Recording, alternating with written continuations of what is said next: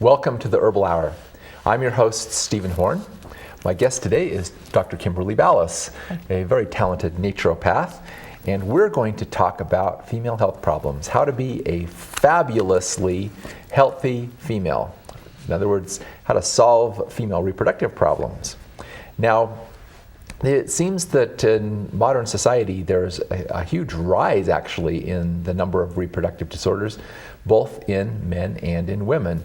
And there are some very specific causes for these problems that we're going to be talking about in this program.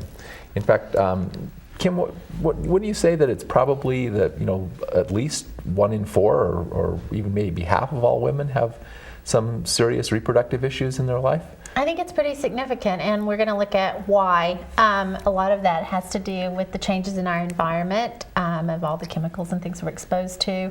A lot of it has to do with stress levels, women taking on more. So I think there are a lot of factors that we have to discuss today.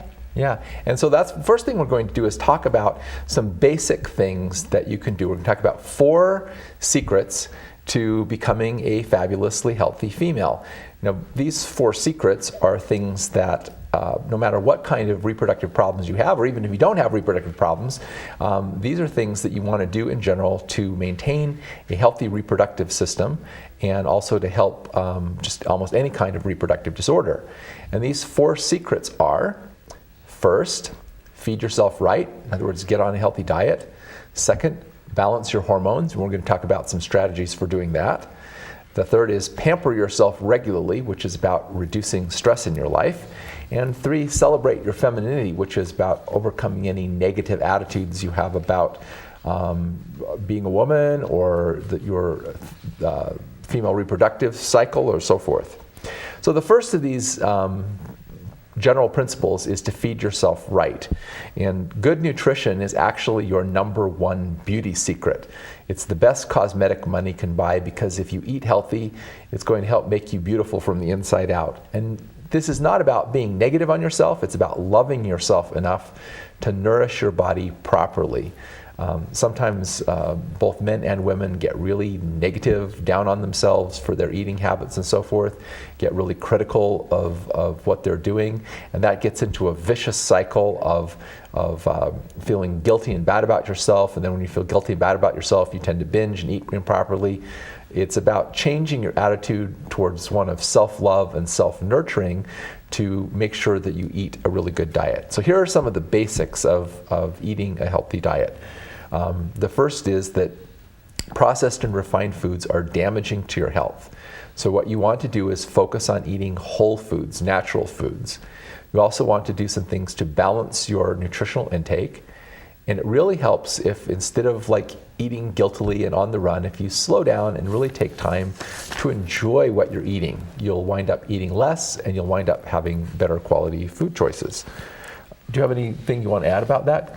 Well, let's look at those. The processed and refined foods, we're going to talk about some of those, but actually how those can break cellular structure down. So they may be quick, they may be easy, but you're going to pay for them in the long run. Yeah, wrinkles and health problems, aging issues, and yes. Then there are several good sources that I like to refer women to. We have this whole thing, we're going to talk a little bit about the fats, but there's one, it's called Eat Fat, Lose Fat. It's a book by Sally Fallon, and that's really a good plan for most women, and I see dramatic improvements in feminine health, female reproductive issues, hormonal issues when they start doing the plan of more of the good fats. So we're going to talk about that. That's a great book, and also Nourishing Traditions by the same author. Nourishing Traditions is another one that I recommend as well. And a lot of these have recipes in them, so that's kind of nice to have so you can follow a plan. Kat James has a book, and I'm trying to remember the name. It's The Inner Yeah, I can't remember. The Truth About Beauty. Truth About Beauty. And she also covers a lot of that same kind of material about good diet. A lot of the same concepts with the good diet. So it's about what you're putting in, and a lot of things are promoted as being like, oh, well, this must be healthy because it's like full of grains and things, and that's not always the case, because it's like, what kind of grains are they? They're processed. So it's about learning to identify refined and processed foods, I think, is probably step one. And then then adding in the things that aren't as step 2. So it's a learning process. It's not going to happen overnight, and it's about just going in small steps to eventually get to where you need to be. Yeah, and it's with it. easiest to manage if you just take it one thing at a time. And one of the first things to look at is your carbohydrates. The first thing that you ought to do improving your diet is start avoiding simple carbohydrates. We're talking about refined sugar, white flour, polished white rice, eating a lot of grains in general. And you want to focus more on complex carbohydrates, particularly fresh fruits and vegetables. Not fruit juices, but like whole fruits and vegetables. And if you are craving carbohydrates, what that's a symptom of is that you're not getting enough fat and protein in your diet. It's a good idea to start off in the morning with eating fat and protein for breakfast, because that sets your metabolism for the day. If you start off with carbohydrates, with cereal, with pastries, with coffee, with stuff with sugar in it, that sets your metabolism wrong for the day. You're going to get your blood sugar on a roller coaster. That interferes with your mood. It sets up a whole cascade of health problems. If you start off with some good quality fat and protein, it sets your metabolism differently. You're going to have more energy during the day, and you're going to feel better too. And some of the carbohydrate cravings, Stephen, are from thyroid issues. So thyroid insufficiency is a lot of what I see with patients that I work with. That's one of the key goals, I think, with most females, and especially even after age 30, 35, that we're really focusing on thyroid, because that has a lot of metabolic control. Yeah, and a large percentage of women have diagnosed thyroid problems, and a large percentage of women have some moderate thyroid problems that aren't diagnosed, don't they? The diagnosis is pretty broad range. So even if you're not outside of like medical numbers, you could still have thyroid issues. So looking at that, and one of those is just following symptoms like this with the carbohydrate cravings, things like that. So, and learning again to recognize what a refined food is. Yes. And protein is the next thing we want to talk about. Protein, by some people, gets a really bad rap, like protein is bad. Well, first of all, don't overcook proteins. There's a tendency in our culture to be so worried about parasites and diseases that everything is cooked to death. You can't assimilate amino acids properly from protein that's been overcooked. And really, organic meat from grass-fed animals both tastes better and has a much higher nutritional value. So look for organic meat, dairy, eggs, because this also helps with a problem called xenoestrogens we're going to talk about in a minute. And not overcooking means like medium rare to rare on a lot of things, but obviously you can't do that with a lot of poultry things. Those do have to be cooked. But there's another way of cooking that does it if you slow cook things, like in a crock pot at a lower temperature. That helps. And also just use a thermometer and cook it just to the point that it's done, and don't cook it beyond that point. That's a really important thing to do. I just saw an article in the Mother Earth News that was comparing eggs from chickens that are actually pasture raised. A lot of times it says free range eggs, and there's no real definition of free range eggs. It just means there's a little door so the chicken can go outside if it wants to. But a true chicken that's raised and pastured, the nutritional profile of that is completely different. The fat composition is different, the whole nutritive value. And the same is true for chicken, for beef and so forth. So a lot of the problem with our protein foods, why they've gotten a bad name, is because of the way they're raised with the commercial feedlot animals and raising them in cages with artificial feed and so forth. And it's about marketing too, about how they're going to label things. And because there's one study that's done on eggs saying, okay, they're high in protein, high in omega-3s, it doesn't mean that all eggs are high in omega-3s, because there has to be certain, just like you said, constituents present for them to have that chemical makeup. So it is a variable, and we tend to have a lot of marketing stuff that just labels it generically. Yeah. And there's one other thing we want to talk about with general nutrition, and that is fats get a really bad rap, but fats are extremely important for reproductive health, but you've got to get the right kinds of fats. And some good fats that you ought to be looking to make sure you're getting in your diet are your omega-3 essential fatty acids, which come from deep ocean fish and grass-fed animals, and also can be found in nuts. Avocados are a good fat. Coconut oil is a great fat. And butter and cream from organic grass-fed cows is also actually a really good fat for you. I just want to add it's raw nuts on there, so not roasted, because when you roast them, it changes the different kinds of fats that you're getting from that. So on the fats, there are different pathways that the fats can go in biochemically in the body. There's a 2, a 4, and a 16. So to get it to go down the right pathway means that it's not like a trans fat. It's not, the monounsaturated, all of the chemically altered fats.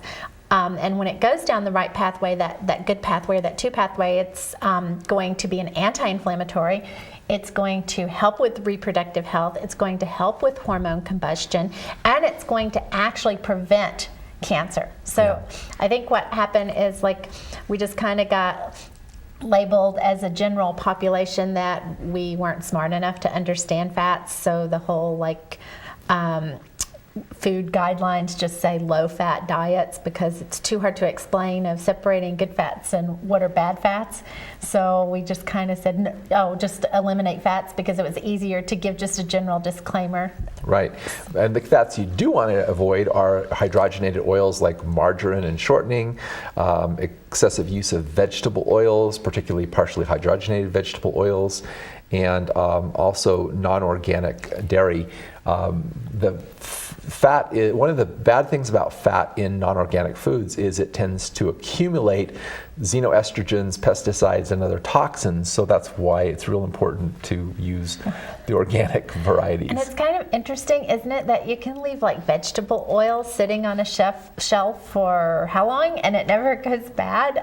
Usually, if you have any type of living or live or organic material in something, it's going to go bad after a while. So that tells you how processed it is. So olive oil or coconut oil, they are definitely the better choices. Absolutely. Now, the next basic tip we have is to balance hormones. And there are several factors here. One is xenoestrogens. These are environmental estrogens or estrogen mimicking compounds that are basically a form of pollutants in our environment, and they have become one of the major causes of reproductive health problems in both men and women. Now, there's a couple of other factors involved here. One is the liver breaks down excess estrogens and other hormones. So if you're having problems with your liver, this can also cause hormonal imbalances. And also, there's more than one type of estrogen, isn't there, Kim? Well, we're talking about xenoestrogens here, which are the environmental toxins. Those are the chemically altered, or synthetics. But you have 3 naturally occurring estrogens in the body. And to just kind of go over those simply, there's E1, E2, E3. And E1 is 1, 2, and 3. 1, 2, 3. E1 is estrone. Okay, estrone is it's the main estrogen that you have in the body, and it's basically pre-menopausal. It's converted in the ovaries. Post-menopausally, it gets converted. It becomes more of an estradiol, which is your E2, and then that's made in the fat cells. Okay, so once you go through menopause and you start having these weight shifts, it's because the fat cells are starting to convert and make more of the estrone, or this is more... Are you saying that being too skinny can be just as bad as being overweight? You're not manufacturing the right estrogens that way. So that's something I've heard, and that's something that a lot of women don't understand. But you can also go into hyperinsulinemia, where you are like you have too many fat cells. Okay, and that's just because they're probably storing a lot of toxins, because that's one of the main factors for fat cells, is to store the toxins, like with the xenoestrogens. But then you kind of get into this cycle that you're storing the xenoestrogens, and then that causes you to produce more estrone. And postmenopausally, producing more estrone is detrimental. So you want to look at the E2. That's the one that you want to keep in balance. And your E2, or estradiol, is actually 12 times stronger than estrone. It's 80 times stronger than E3, which is your estriol, and it has a lot of major functions in the body. It helps with all your mineral transport, specifically your magnesium, your calcium, your zinc. It helps to balance out potassium. It actually increases your serotonin levels. It can actually reduce the bad, or the LDL, which is, and I use that one as an inflammatory marker. It can decrease your LDL cholesterol. It's also going to help with doing a lot of things like losing some of the excess fat cells, it actually promotes building bone tissue by getting the mineral deposition going. And you tend to go into producing this, it's usually produced a lot premenopausally, postmenopausally, you lose some of the estradiol production. And then if you've had surgical menopause, which is complete hysterectomy, it's really going to affect your your estradiol production. So it puts a lot of stress on the adrenals with hysterectomies. So that's where a lot of adrenal health is going to be important in your female issues. The E3 is the one that is probably the most natural in the body. It's the easiest one that the body has to take up and utilize. And it's the one that has it's actually a cancer preventative. Because it's a weaker stimulus, so it actually binds to the receptor sites and keeps them from being overstimulated, right? And it blocks the uptake of the negative estrogens and the xenoestrogens. But it takes the balanced adrenal health in order to keep the E3 or the estriol in balance. So it also helps balance out the cholesterol too, and it helps with hyperinsulinemia. So it's doing a lot of things here. It actually gets produced more in the adrenal. So when we're looking at adrenal health, again, it has a major role to play in female reproductive issues of paying attention to how you're going to work on your adrenal. Don't you find that a lot of menopause problems are actually caused by weak adrenals? A lot of the weak adrenal stuff, and actually your good bacteria balance in your colon is controlled by the adrenals somewhat, because the estriol or the E3 helps to promote or maintain your probiotic or your bacteria balance in the colon, and that's where it helps with your serotonin receptor sites, because 95% of those are located in the colon. So you can see that there are a lot of benefits to estrogen. I think estrogen's got a really bad rap with some of the women's health study that went on, because it got combined with progestin, which is a synthetic progesterone. It wasn't the estrogen that was so much cancer causing, where the xenoestrogens are with the synthetics, but it was about the progestin or the synthetic progesterone that was activating this, because estrogen, and especially your phytoestrogens from your plant sources, are necessary. And actually, phytoestrogens help prevent cancer. They help prevent cancer. They also help prevent osteoporosis. If you think about estrogen is building, okay, progesterone helps to break down. Progesterone is regulated a little bit too by your cortisol levels, which are back to the adrenals. Again, cortisol is your stress hormone. And cortisol and progesterone compete for these same little receptor sites. So what that means is you've kind of got like a Hummer and a Volkswagen that are vying for the same parking place, and your xenoestrogens become the Hummer. So they're these big bullies, and they're going to bump the other little car out of its parking place. So that's where you have to keep your good fats coming in so that you can combust and maintain a good, healthy estrogen balance, so that the xenoestrogens don't get put in the wrong parking spot. Yeah, I think some of our listeners might not understand that an estrogen is not a chemical. An estrogen is actually anything that has an estrogenic activity, which means it stimulates breast and uterine tissue as a hormone.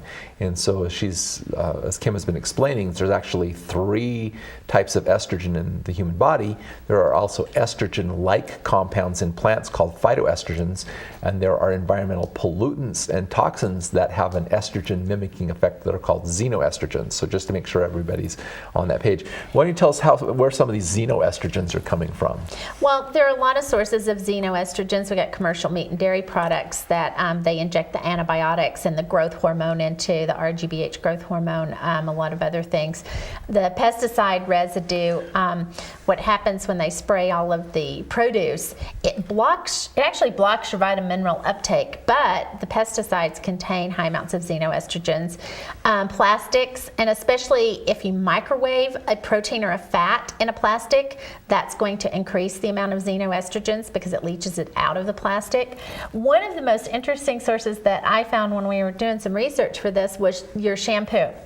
And the study that I read showed that there was like 0.5 milligrams per ounce of shampoo, and that is higher than most estrogen prescriptions that get written. So Really? if you think that you're using an Why are they ounce, putting estrogen in shampoo? it's just a biochemical offset. They're not specifically putting it okay. in there, but because of the ingredients in there, it causes a xenoestrogenic effect.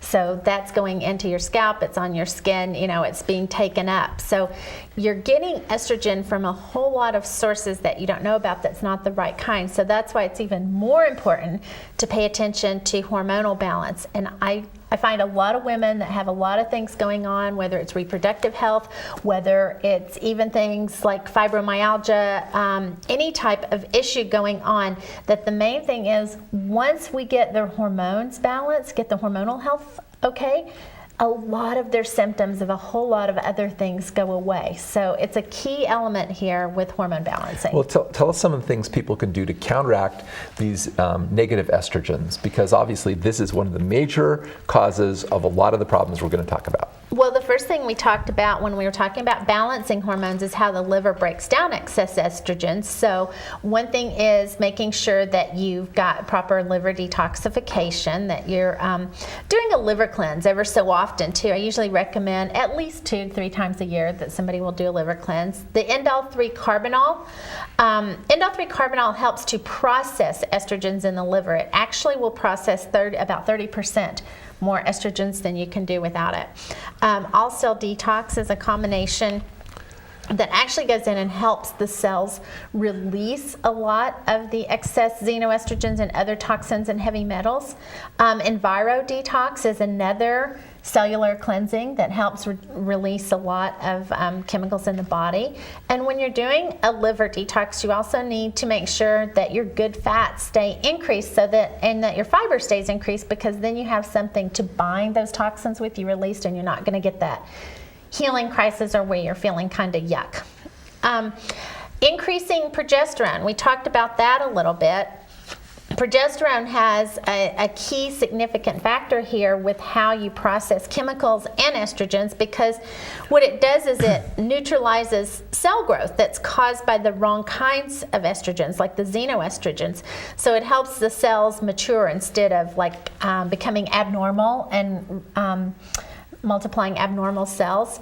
And progesterone also helps with stress levels, because it helps to compete with that cortisol or that stress hormone. And reducing your exposure to xenoestrogens, that's pretty much a given, okay? If you want them out, reduce your exposure to them. And we talked about some of the sources of that. Then blocking the estrogen receptors with phytoestrogens, or the good kinds of estrogens. So we talked about 3 of the estrogens. One thing is alcohol increased alcohol consumption can actually shift your good estrogens into the estrone, or the cancer-causing estrogens. So some things that block the estrogens are the Breast Assured. It has some phytoestrogens in it. Eating whole grains, and that's unrefined or unprocessed, unbleached grains. A lot of your legumes or your beans, dark green leafy vegetables with the high calcium content. But again, we're looking at doing the organic, because if you're doing dark green leafies and they have pesticides sprayed on them, you're getting more xenoestrogens. So Can't win for I know, losing that. it's a circle. It's a vicious circle. So it's just about becoming aware and making healthy choices, and you know that you can't do them all the time. So it's it's not what you do once in a while, it's what you do every day that counts. So making those choices is, the best you can. Most people do not understand how bad the problem of pesticides are.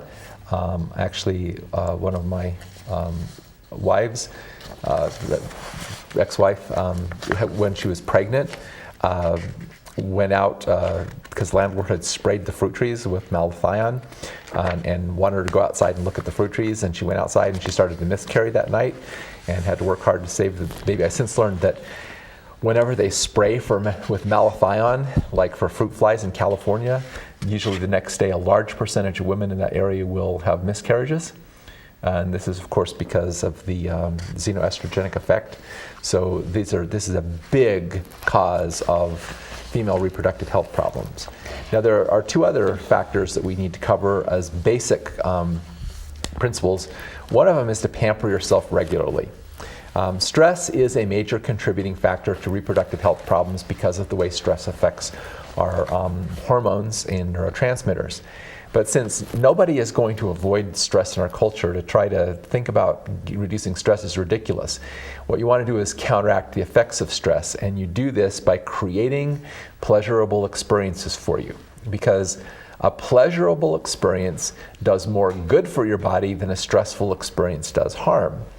So a really good prescription for this is to write down, make a list of 10 things that are pleasant and pleasurable experiences for you. They can be simple things, and try to do one of them, if not every day, at least several times a week. Do something. Some of them would be big ones that you can't do too often, but there can be little ones that you can do every day to seek out pleasurable experiences. So here's some of ideas: having a spa day, having an enjoyable hobby that is pleasurable to you, getting a relaxing massage, taking a walk in nature, having just a hot bath with lighting some candles and your favorite essential oils, or just listening to some music you enjoy, or anything like that. Some people enjoy being in nature. Some people like going out to the beach. It's like finding your top 10 list. So journal that top 10 list and find out what it is that you find relaxing, or that's kind of like your little sacred place, and then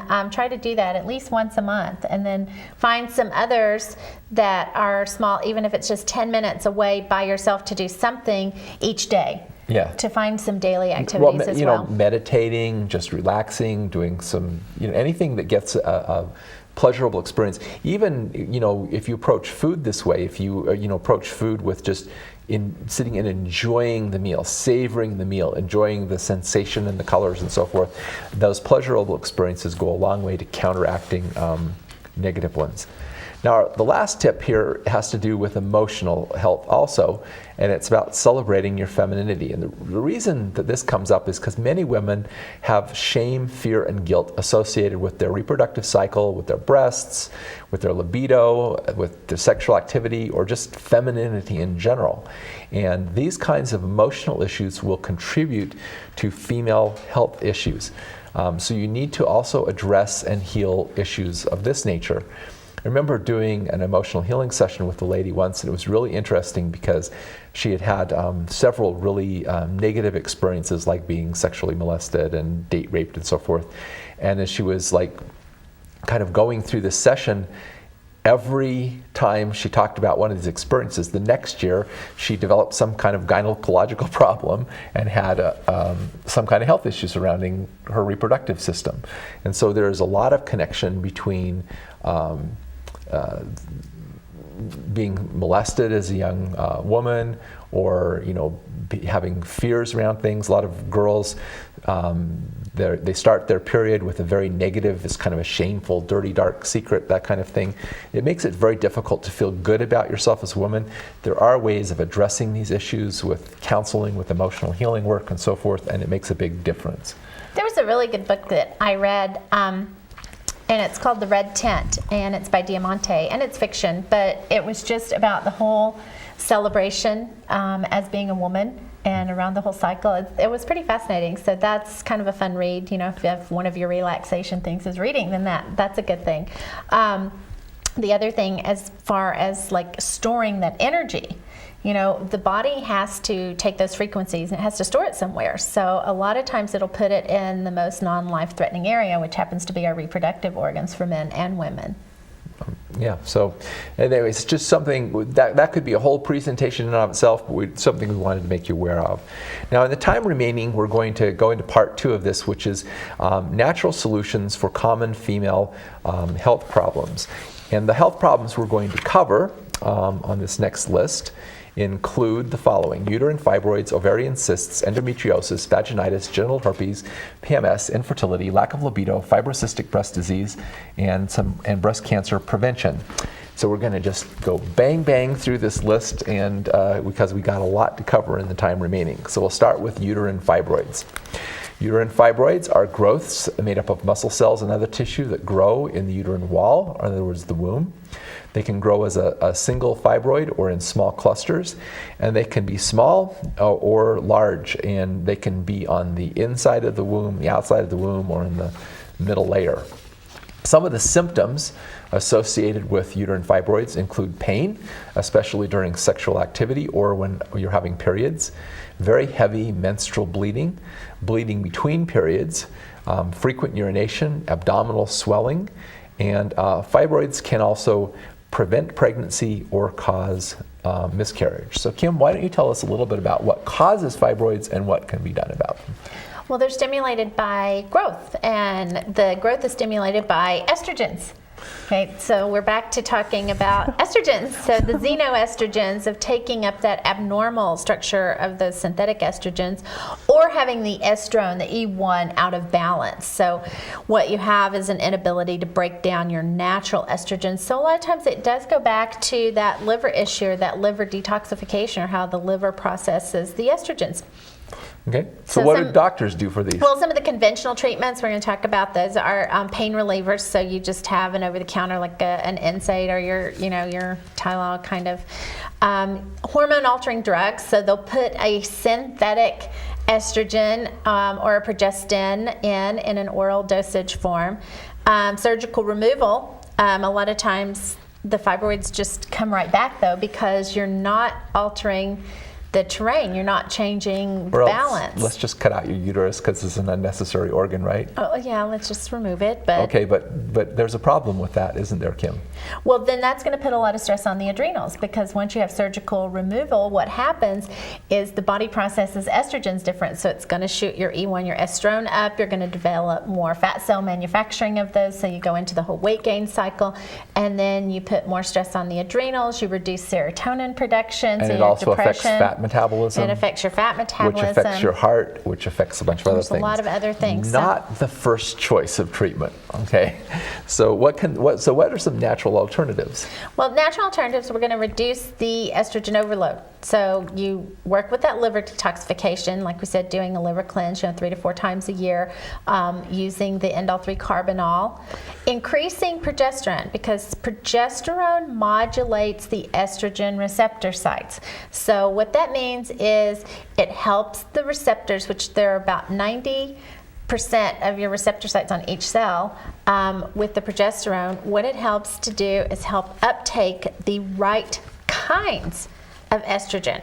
So the progesterone is actually has an anti-cancer role as well. So you want to avoid those xenoestrogens, just like we talked about.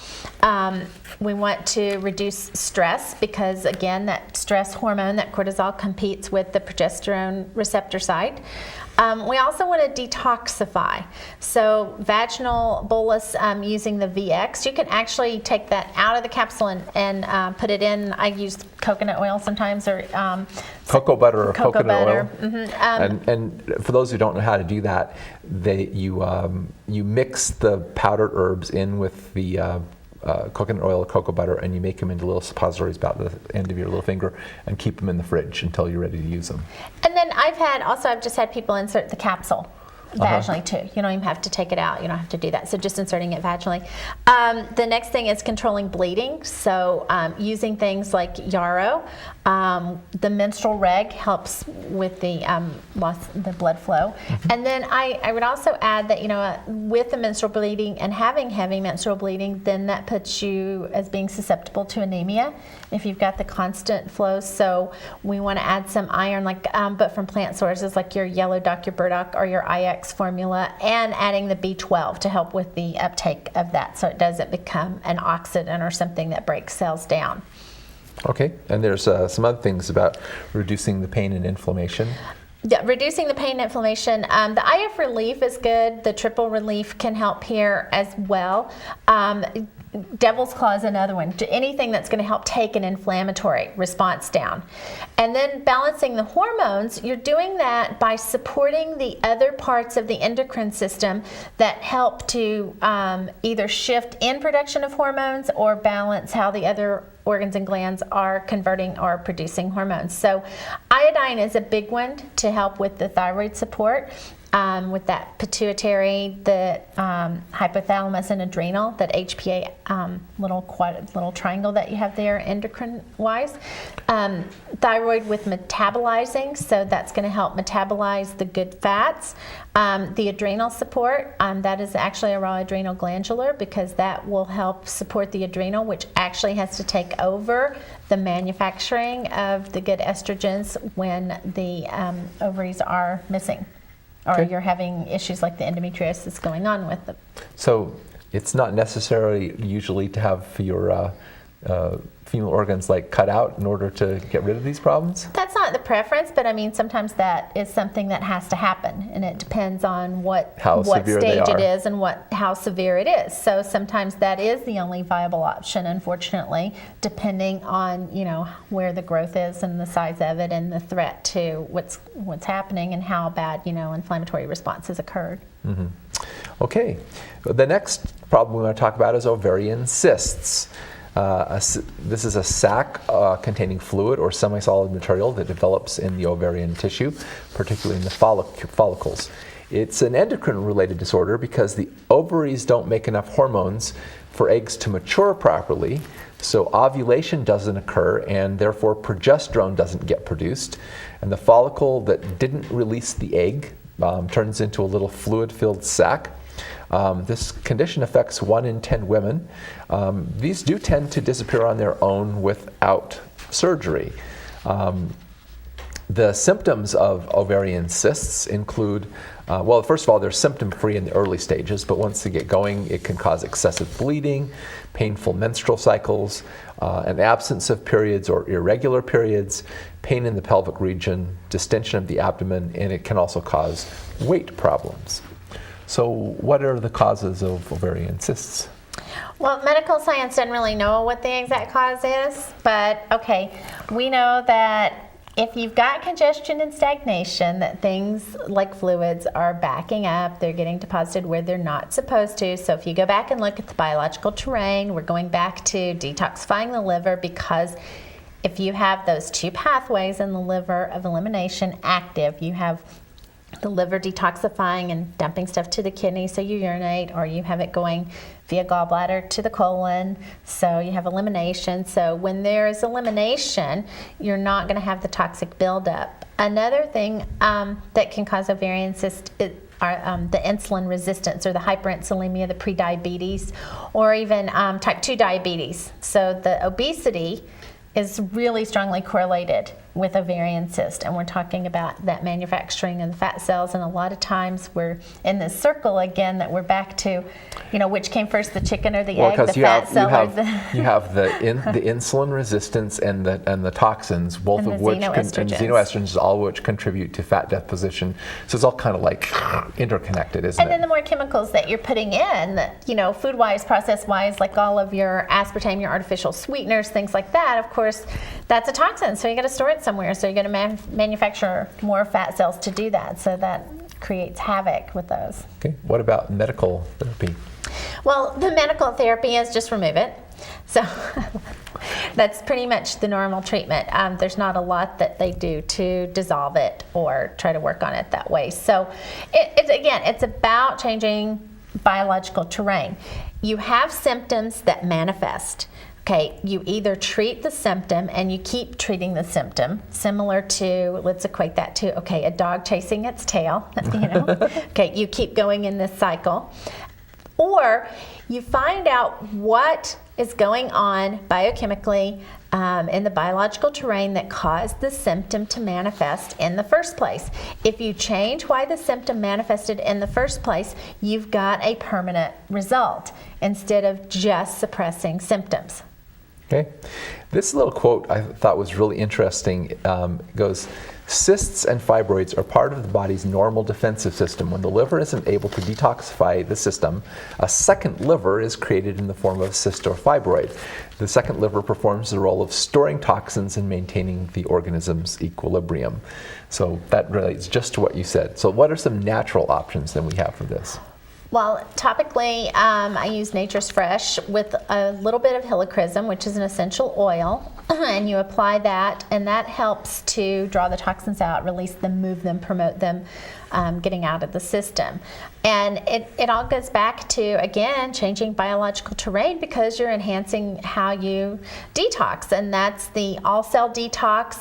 The ET, the turkey rhubarb that's in the ET is really an excellent one for this, and I know that product's usually promoted for like cancer type things, but it is one, especially in higher altitudes and drier environments.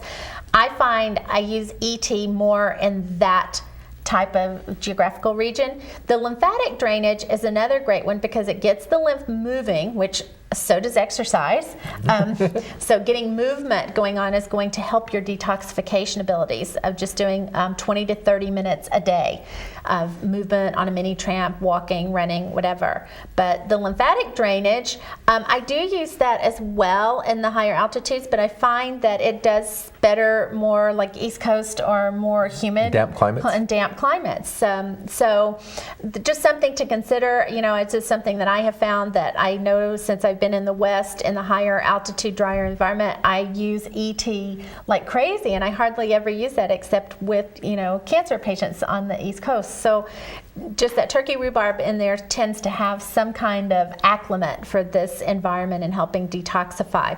Okay, some of the other things, we're back to this, so you're going to keep hearing this over and over and over. Avoid xenoestrogens. That should be in your brain now. Avoid xenoestrogens. Avoid xenoestrogens. If you haven't got that message by the end of the video, and it's fun. It's fun to read on those. You know, you have internet available. You have a lot of resources available. Go on and look at what xenoestrogens are.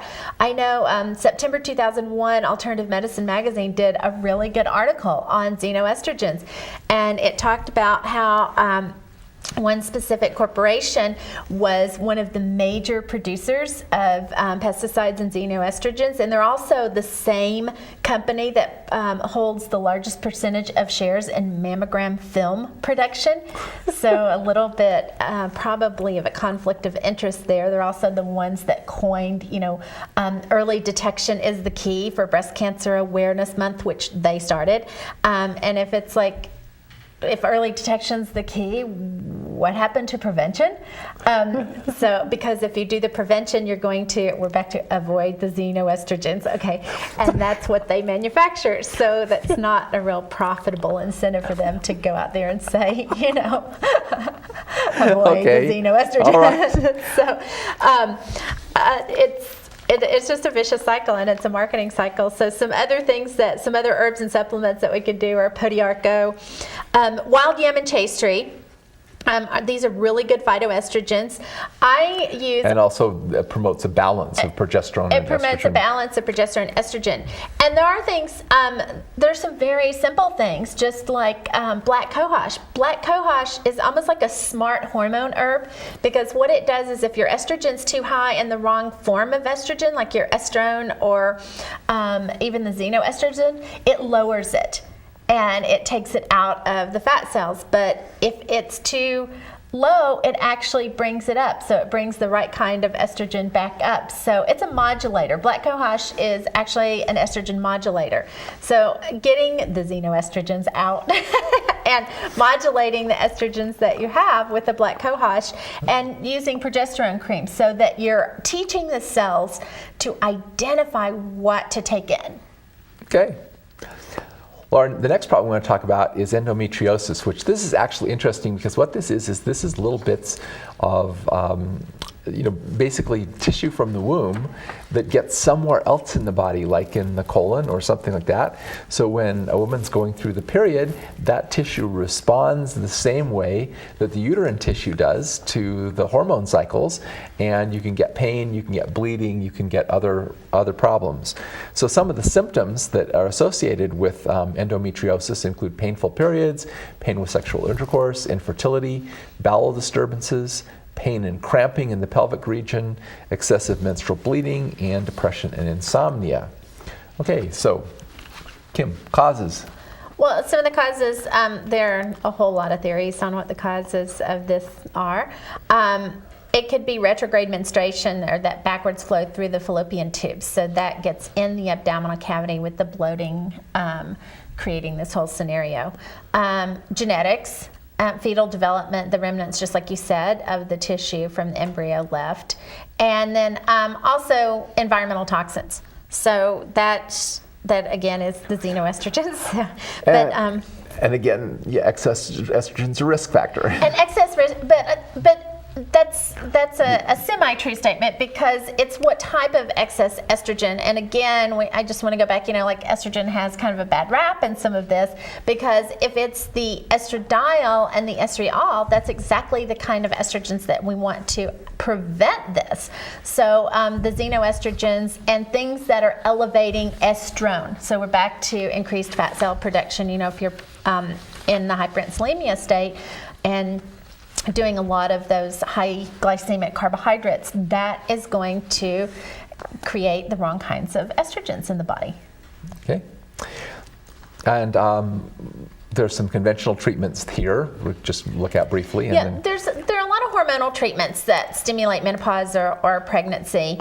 It's called the GnRH antagonist. So what that is, like the androgen, the oral contraceptives. So you're talking about birth control pills here. That it stimulates the body into thinking that this particular cycle is going on to control this, and again, it's just chasing the symptoms. Then you're also using NSAIDs, the anti-inflammatory, non-steroidal anti-inflammatories, so things like your acetaminophen, your ibuprofen, things like that. But that again just covers up the pain or covers up the symptoms for it. Then surgical removal again of the tissue or lesions, and at some point that may be an option for some people, because it does get to the point that it is so painful. And if it's been an existing condition, especially with a lot of genetics involved, you may have to have them removed and then work on changing the biological terrain. But the bottom line is you have to go back and change the biological terrain, or they're going to come back even after surgical removal. So then surgical menopause or hysterectomy is one of the other options, that you remove the uterus and the ovaries, or one or the other. And that's going to put more stress on the adrenals. So some therapies that you can do for endometriosis to possibly help avoid surgery and actually help, post-surgery, if that has to be the case, we're back to detoxification. So we have two themes throughout this whole thing with female health, is detoxifying the liver and avoid the xenoestrogens.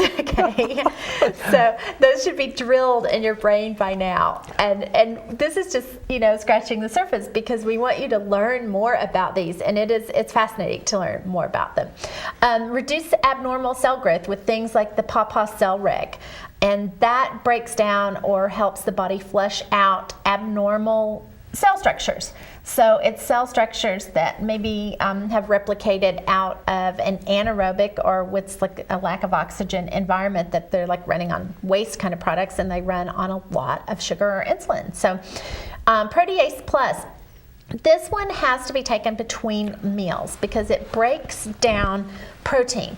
And if it's not working on a protein that's in your food or in intake form, it's going to work on protein structures in the blood, abnormal scar tissue. It's going to go in and break things like that down. So it has to be on an empty stomach, and I do find that it does have to be usually in a little bit larger quantity to really work that way. Now, some people have contraindications with this. If they have ulcers, or they tend to get acid reflux or burning sensations when taking it, then I would probably just work with like detoxifying the liver in that case. And that might be the situation where you might have to have surgical removal of the scar tissue. Some other things as far as balancing the hormones. We're looking at the whole gamut of balancing out your estrogen, progesterone, and your androgens. So you have false unicorn, DHEA, that is an androgen, and it's the precursor to testosterone, progesterone, and then iodine. Yes, your reproductive organs need iodine. It's not just the thyroid that runs on iodine. The thyroid gets the first rights of refusal on it, because it's going to take in all that it needs to use, and then if there's any left, it'll disperse it to breast tissue, ovary, uterine tissue, and prostate and testes in men, but your iodine levels are not just as simple as, painting a little iodine on your skin and seeing if it absorbs, because that's only what the skin uses, which is another organ that uses the iodine. So I would say probably, from what I see, about 90% of women with reproductive issues are iodine deficient. Okay. Well, we're going to have to, there's a couple other things here, and we need to kind of move through some of this stuff really quickly. You can control inflammation and pain with anti-inflammatories, use castor oil packs. Spasm pains, you can use things for cramps. If you're getting blood loss, replace the iron. And as you mentioned, sometimes surgery is necessary for these things.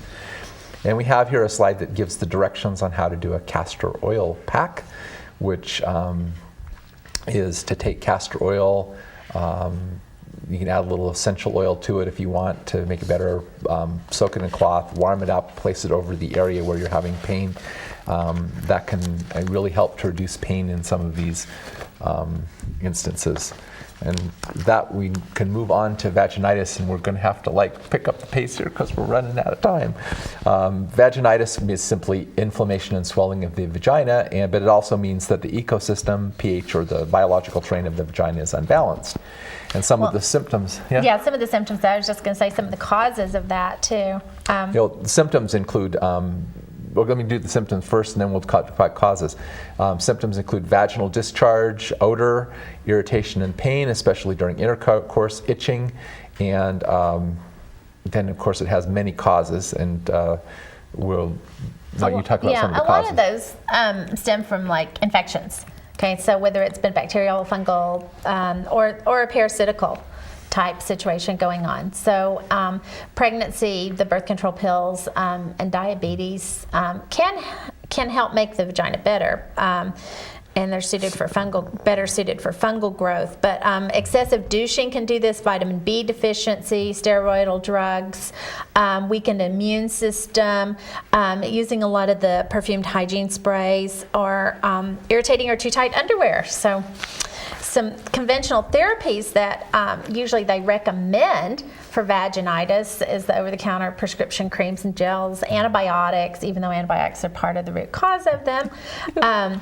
Then just different types of drugs, depends on whether it's bacterial, fungal in nature. And they just recommend abstinence from intercourse for 2 to 6 months until it goes away. And then it can be passed back and forth. So especially if you've got underlying candida issues, it can be passed back and forth between male and female. Woman, yeah. Mm-hmm. So some of the internal remedies that we can use for bacteria, the infections are echinacea golden seal, your colloidal silver, of course, or silver shield. I tend to use lymph gland cleanse, which has a little bit of the golden seal in it too. Podiarco for the fungal infection, the yeast fungal detox. Just doing more natural douches, like with your apple cider vinegar, you're putting probiotic 11 in a douche, doing some of the herbal teas like with the Podiarco, maybe just a slight, one tiny drop of tea tree oil, and putting that in with a tiny amount with a Podiarco type tea, and using that to douche with. So using that bolus that we talked about earlier, or just inserting the VX capsule, finding anti-inflammatories, your IF Relief, your Devil's Claw, Cat's Claw, those help too. And some other things that I have found just in clinical practice that help are Chinese blood build. This alters the terrain because you're purifying the blood, you're working on strengthening liver. Adrenal support, we've already talked about that pretty extensively on how the adrenals control a lot of the hormone transport. They also control your anti-inflammatory action. Nature's cortisol. This is when cortisol levels go really high and you've got all those sugars and insulins going on, and you're more prone to yeast infections. This can you might have an over-inflammatory response, so it would be adrenal support or nature's cortisol, not both together. And then essential fatty acids to help bind a lot of those toxins so the body can flush them out. Okay. And moving on, the next one we're going to talk about is genital herpes. There are actually 2 types of herpes. Herpes simplex, which is what causes the cold sores in your mouth, and type 2, which is the genital herpes, which is sexually transmitted. And this actually affects Herpes infects 1 to 5 people over the age of 12. It can be a silent infection or it can become quite serious. And if it's serious, it can cause inflammation of the liver, fever, brain damage, and even stillbirths. Babies can pick up herpes from the birth canal, and it can cause blindness, brain damage, or death. And there's also a link between cervical cancer and genital herpes. Some of the symptoms of genital herpes is sores can appear around the genitals. Of course, it's type 1, it's around the mouth. And there may be low-grade fever and muscle aches. It's contagious for 3 weeks from the sign of the sore, and it's transmitted by direct contact. So it is definitely wise to refrain from sexual intercourse when there's an open lesion. It can lie dormant for long periods of time, and then when something weakens the immune system, like sickness, stress, drinking too much, poor nutrition, then it'll flare up again. But the virus tends to burn itself out over time, so it's very rare that people will have an outbreak after 50 because it's sort of like the thing breaks itself down. So of course, the causes is Well, yeah, and then the causes, it's just transmitted through unprotected sexual activity, like you said. But some of the therapies, the conventional therapies for it, are topical creams that reduce viral replication and decrease the lesion area. A lot of drugs just suppress symptoms, so including severity and frequency. And then the virus, viruses are junk DNA, so they can lay dormant even with drug therapy. So it's listed as one of those incurable. And then having protected intercourse is one of the conventional therapies. Some of the natural therapies, though, that we want to use for changing that biological terrain so it doesn't manifest. First of all, working on antiviral remedies, colloidal silver, the silver shield. VSC is specifically for viral. The Uña de Gato, or the cat's claw, but you do have to use larger quantities of that one. And as well with the olive leaf, but a lot of times people get intestinal cramping when they do too much olive leaf, so just look at that when you're using that therapy.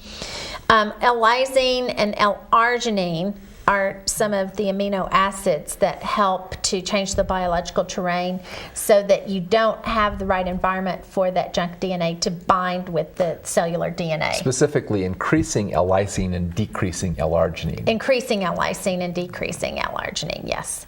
So L-arginine would be contraindicated to use with this. Some of the topical remedies to use, using like a vitamin A or a vitamin E topically, or some liquid black walnut topically. I also use the VSC topically. VSC is actually the best choice really here, don't you think? It was actually formulated specifically for this, so. Yeah, so that's actually the number one choice for this particular remedy. The next thing, well, we could do a whole herbal hour on PMS. So we're going to just quickly talk a little bit about this. PMS stands for premenstrual syndrome. It's physical and emotional symptoms associated with days before the period starts. There are 4 major types that are associated with various hormonal imbalances. So we're going to quickly go through these. Type A is a balance of high estrogen, low progesterone, characterized by anxiety, irritability, mood swings, nervous tension. What's the therapy for that one, Kim? Well, since this one happens to be on the PMS type A, since it happens to be the high estrogen and low progesterone, of course, we're going to use some progesterone cream. The monthly maintenance, the master gland, those are going to help balance. Some of the things, reduce consumption of the bad fats. So get the trans fats out, get the hydrogenated fats out, and those are hidden in a lot of things like we talked about. Balance, doing Chinese liver balance, the Enviro detox, the all cell detox, all of those are to help decongest the liver and the cells.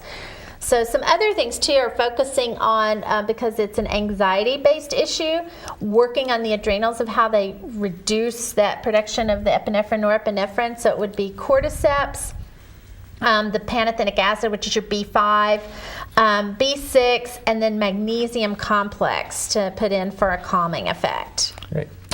Type C PMS is characterized by food cravings, particularly for sugar, headaches, fatigue, dizziness, heart palpitations.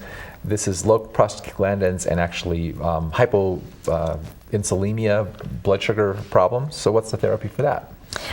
Well, with this syndrome X type situation, you want to balance your blood sugar levels. So if you don't have high blood pressure associated with that, then you can use the licorice root. Otherwise, HYA, HYC, the super algae, those are some things that help. I use the sugar reg and also alpha lipoic acid here, the glyco essentials. Those are a few more to add when you're balancing blood sugar levels because they help with the communication on the cell receptors. Avoiding iodized salt. This does not include sea salt because sea salt I usually do in unlimited quantities for this.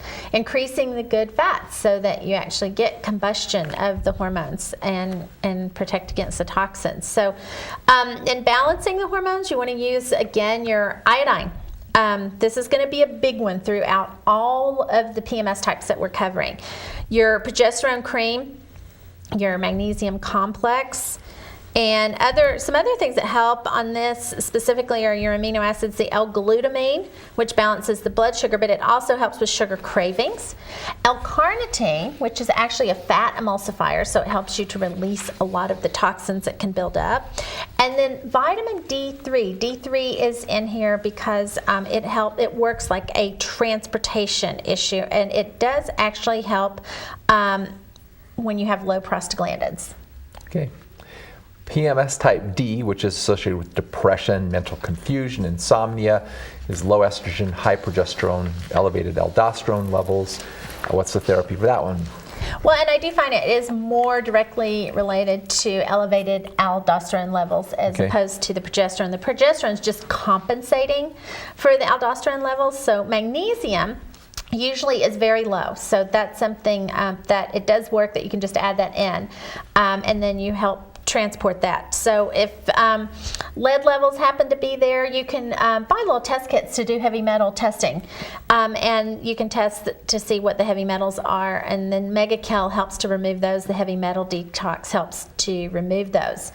Then, of course, we're back to the liver function. So things that help with depressive states where the liver's congested, the Chinese mood elevator, the Chinese blood bill, SAMe, that opens up some pathways in the liver. And then red clover. Red clover is actually a phytoestrogen as well. It helps with balancing out estrogen.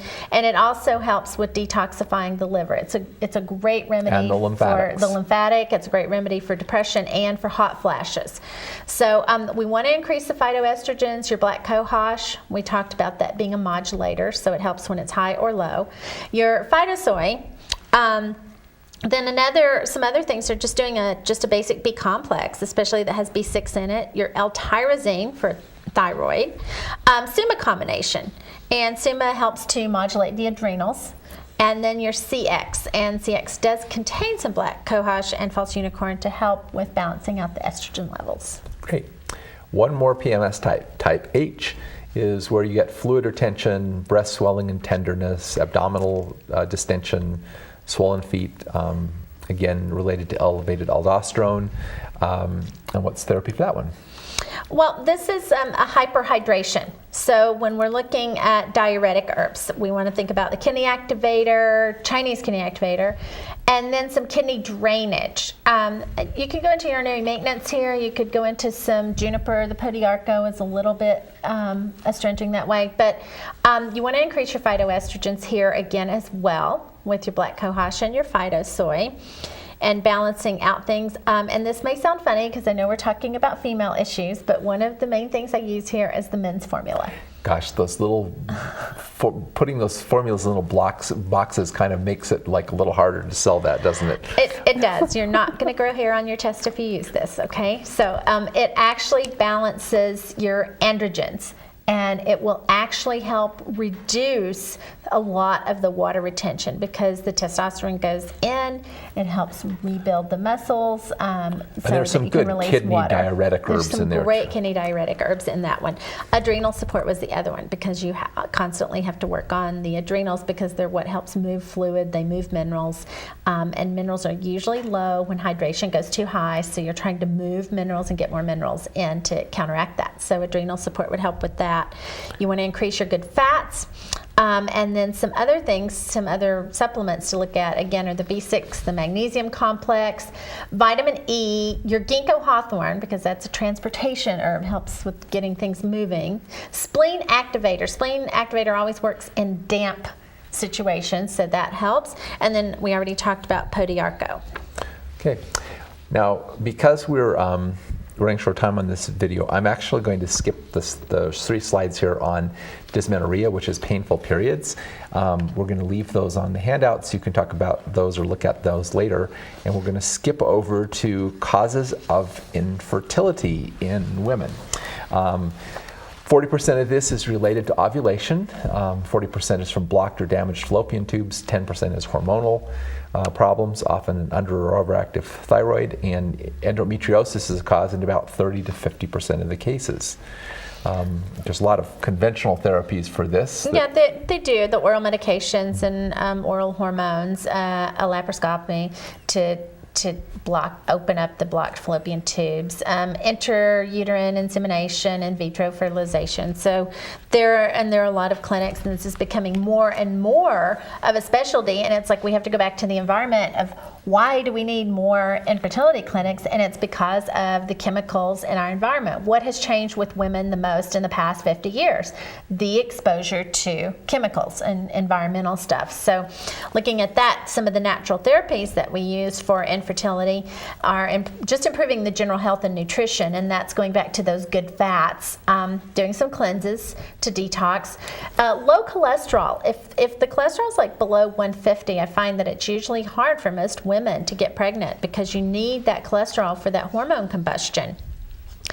So some things that we can use to help with the infertility, the mineral chi tonic, because that's a nutrient, you're getting minerals in.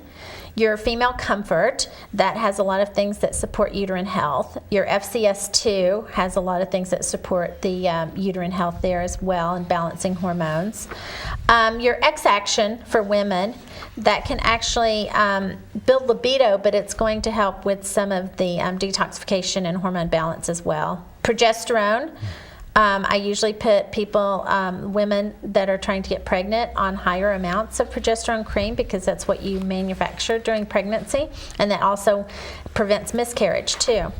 Again, your iodine and thyroid support, because it's really hard to have conception if you don't have healthy thyroid. And then adrenal support. Okay, the next topic we're going to talk about is loss of libido, and I'm just going to cover some of the causes of that real quickly, and then you can cover some of the remedies. Hormonal imbalances, of course, can be a problem. Stress is a big problem with loss of libido in women. Of course, general nutritional deficiencies, chronic dieting, excess consumption of alcohol, emotional issues surrounding sexuality, relationship problems. Actually, that's a big one because the large part of a woman's libido is, in her mind with her relationship. So think relationship problems, that will affect it. And of course, vaginal pain from some of the causes that we've talked about earlier. So what are some of the therapies that we can use to help with that? Well, there's the women's X-Action. Balancing out thyroid, I would say, is probably the biggest one on this list. Doing the adrenal support. Sarsaparilla is a little testosteronic, and so is the men's formula. So using those to build up a little bit of your testosterone levels. Because sometimes women will have too low of a testosterone. Too low testosterone, too low DHEA, and that can reduce libido. Also, having excess estrogen and low progesterone can reduce libido. So looking at some progesterone cream, sometimes I'll do a testosterone cream with people. The PS2 can help balance out your androgens, your DHEA, and your testosterone. Then, of course, the counseling, and then for emotional stuff, doing the flower essences. Mm-hmm. So, fibrocystic breasts is our next problem. Over 30% of women between the ages of 30 and 50 are developing this problem. That's pretty amazing. Cystic breasts mimic breast cancer on mammograms. Some call this condition a disease and as a precursor to cancer, but it's mostly benign and harmless. Only 10% actually turn into cancer. Some of the symptoms of fibrocystic breasts are swollen, tender, and painful breasts that tend to coincide with menstrual cycle and the onset of PMS. They stop with menopause unless one's on hormone replacement therapy. A little bit about the causes and therapy for this one. Well, and the hormone replacement therapy, of course, being a synthetic, not your bioidentical. Right. So a lot of it, too much free circulating estrogen, and that can cause inflammation and the mammary glands to like get congested. So not getting enough essential fatty acids, that regulates prolactin. Prolactin is directly associated with the pituitary. So that, again, is part of your endocrine health. Some of the conventional therapies that are used for it is just doing anti-inflammatory medications or doing different hormone type treatments. So what we want to look at for natural therapies, though, for fibrocystic breast. It's going to sound like a broken record. I know it is. Okay, just pick one of these products and use it for everything. Okay. Yeah, reduce the bad estrogens. The all-cell detox, or balancing out the estrogen with, again, black cohosh. Doing your progesterone and your iodine. The big one is reducing caffeine. Caffeine constricts, so it holds on to things. So your coffee, your tea, your chocolates. Improving lymphatic drainage. So like trying to get rid of the underwires in the bra is a big one. And also wearing like a correctly fitted bra. Getting the aluminum zirconium out in deodorants. That's a big congestive factor here. So using a natural deodorant. Because basically when you're using those aluminum antiperspirants, it's plugging up the sweat glands and backing up the lymphatic system. And I mean, and there are a lot of conventional treatments they even do for that. They're actually injecting Botox. A lot of people have Botox injected into their armpits so they don't sweat when they're like performing and stuff. But that's one of the major ways that like the body detoxify the lymph system is through the sweat glands under the armpits. One of the major ways. So improve your lymphatic drainage. So getting some movement, okay, that would be the big one. And lymphatic drainage formula, lymph gland cleanse. Again, I use the ET here as one of the lymph stimulants. So another thing, some other supplements that you can look at that would help with this are vitamin E, vitamin B6, your omega-3s. Chinese lung support has nothing to do with the lungs. It's about a transportation. It's about moving things. It's about movement. Magnesium, your magnesium complex. Topically, you could just spray Nature's Fresh on the breast area. We have the herbal trim that helps with lymphatic stuff when applied topically. You already have the recipe and the instructions on how to do a castor oil pack. And then clay poultices, just packing those on the breast area to help draw toxins out. I would add doing an Epsom salt soak here. Okay. That would help. So we also have some tips. Go ahead for breast cancer prevention. Yeah, the last thing we want to do is some tips for breast cancer prevention. Of course, take good care of your basic health. Self-examine your breasts regularly, and lumps should be diagnosed by a qualified healthcare practitioner. And always seek a second opinion, to make sure that. But just briefly, it's not on the slide. Tell us about the mammograms and what you think about that, and what are the good options. Oh wow, that's a whole nother video. Yes.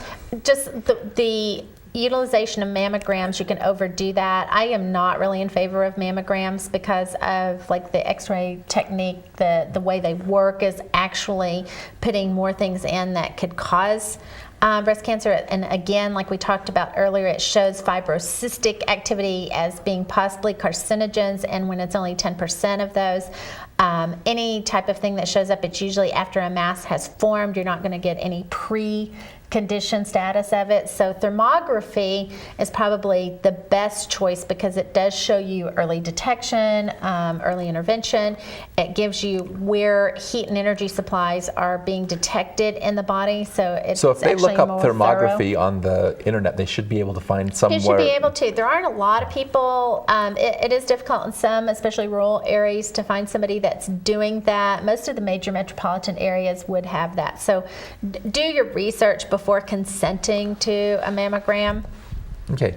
Now give us some other tips for the breast cancer prevention. Well, they're pretty much the same as the others. Reduce the bad estrogens, detoxify, avoid your antiperspirants, regular exercise, and avoid the bad fats.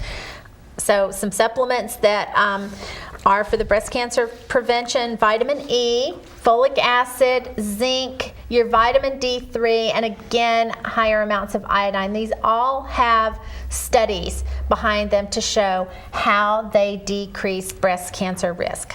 Okay, let's see. So let me see if I can remember this. avoid xenoestrogens, detoxify the liver, take care of your thyroid and your adrenals. And the good fats. Exercise, get good fats. There, sounds good good. summary. We are not going to have time to cover them, but also in your notes as a third part of this, Herbal Nutritional Gems for Women, which, it gives a little bit of a breakdown of some of the kinds of products that might be helpful for some of these specific problems, with a little bit more about what the products do and what are in them. We appreciate your time and attention. Boy, we went through that quick, didn't we? But actually, we could have summarized it all with avoid xenoestrogens, et cetera. So put that stuff into practice, and we wish you the best in becoming a fabulously healthy female.